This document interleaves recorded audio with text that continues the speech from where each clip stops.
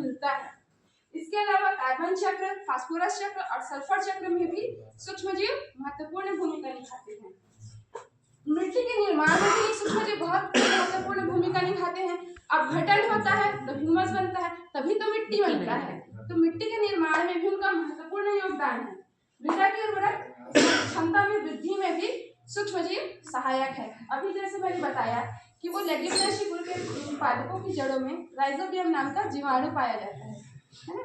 तो पेड़ पौधे को वहां से नाइट्रोजन मिलता है।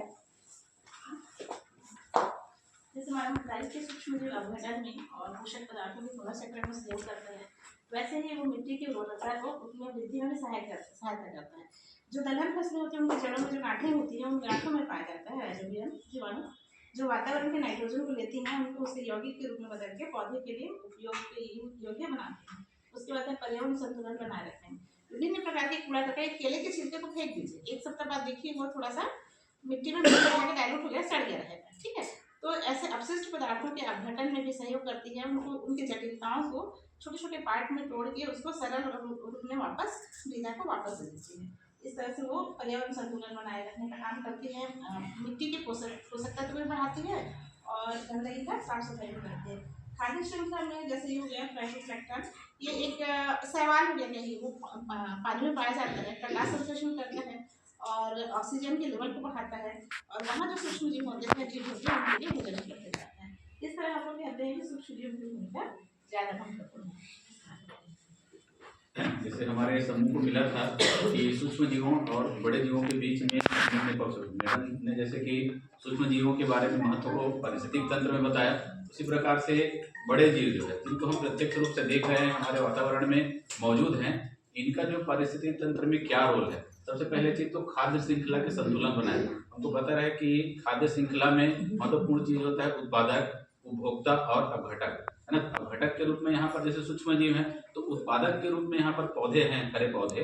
तो हरे पौधे को उपभोक्ता को प्राथमिक उपभोक्ता, द्वितीयक उपभोक्ता या तृतीयक उपभोक्ता में कहीं कहीं ऐसा बांटा गया है। यहाँ पर जो शीर्ष उपभोक्ता जैसे भेड़िया है और इसके बाद शेर, बाघ, जो मांसाहारी जीव है, वो क्या करते हैं, शाकाहारी जंतुओं को अपना भोजन बनाते हैं। यदि ये यहाँ पर मौजूद ना हो तो प्राथमिक जो उपभोक्ता है, जो शाकाहारी जो जीव हैं, वो धीरे धीरे करके जितने जो उत्पादक है उनको नष्ट कर देंगे। तो ये प्रकृति का जो चक्रण है वो कहीं ना कहीं फिर बाधित होगा। तो पारिस्थितिक तंत्र को सुचारू रूप से चलाने में ये जो शीर्ष उपभोक्ता है वो खाद्य श्रृंखला के रूप में अपना रोल प्ले करके अपना महत्वपूर्ण भूमिका निभाएंगे।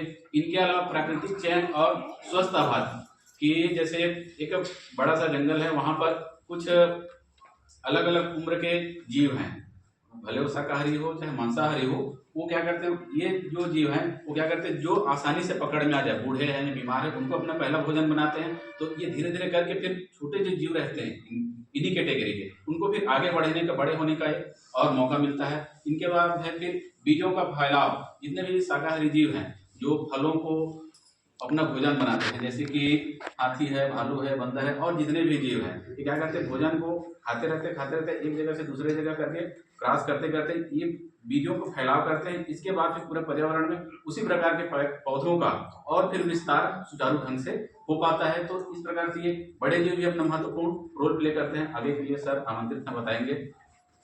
जैसा कि हमारा जो डिबेट होना था, तो डिबेट से थोड़ा नहीं चाहिए। मैं बड़ा जीव हूँ और बड़ा जीव का मेरे हिसाब से ज़्यादा महत्व है पारिस्थितिक तंत्र में। तो जितने बड़े जीव हैं, तो 2 पॉइंट तो हमारे सर हो चुके हैं। पोषक तत्वों का चक्रण में बड़ा जीव का बहुत महत्वपूर्ण है। जब तक बड़ा जीव नहीं रहेगा, छोटा जीव, सूक्ष्म जीव कुछ नहीं कर सकता, क्योंकि पोषक तत्वों का जो निर्माण कहाँ से होगा, बड़ा जीव से। बड़ा जीव क्या होगा, उसका मित्र होगा, तो मित्र होगा जो छोटा जीव है उसको अपघटन करेगा, तभी वहाँ पर पोषक तत्वों का निर्माण होगा, जिससे कि मिट्टी की उर्वरता और बड़े जीव जैसे कि उनका मल मूत्र है। और जो बड़े जीव क्या करते हैं, जब पर्यावरण में रहते हैं तो पेड़ पौधे खाते हैं, उसके बाद पत्ते तोड़ देते हैं, जैसे हाथी है, शेर है, वो जीवों का मृत्यु करते हैं, वो मर जाते। मरने के बाद वहाँ पर मिट्टी में मिल जाती है, तो वहाँ पर पोषक तत्वों का निर्माण होता है। उसी प्रकार पौधे की पत्तियाँ नीचे दब कर भी पोषक तत्वों का निर्माण करती है। जैसे नए जीव की उत्पत्ति उनका शुरुआत के लिए भी एक तंत्र निर्माण करता है। तो इसलिए मेरा जो पक्ष है बड़े जानवर पर ज़्यादा है परिस्थिति तंत्र में। उसके बाद आवास निर्माण में भी जैसे कि कोई हाथी मर गया, तो हाथी मर गया तो वहाँ पर क्या आएंगे, जीवाणु और सूक्ष्म जीव आएंगे, वहाँ पर उसका आवास निर्माण भी होगा, भोजन भी होगा। इसीलिए बड़े जीव का होना अति महत्व है। इसलिए मैं चाहता हूँ कि जो बड़े जीव हैं वो ज़्यादा महत्वपूर्ण है परिस्थिति तंत्र को निर्माण करने में। देखिए